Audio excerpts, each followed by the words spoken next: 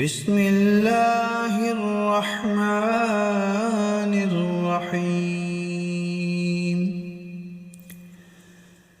إذا جاء نصر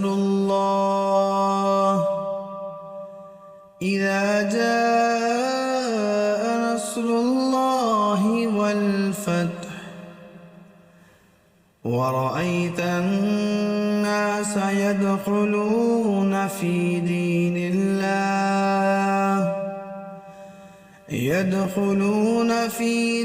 الله أفواجا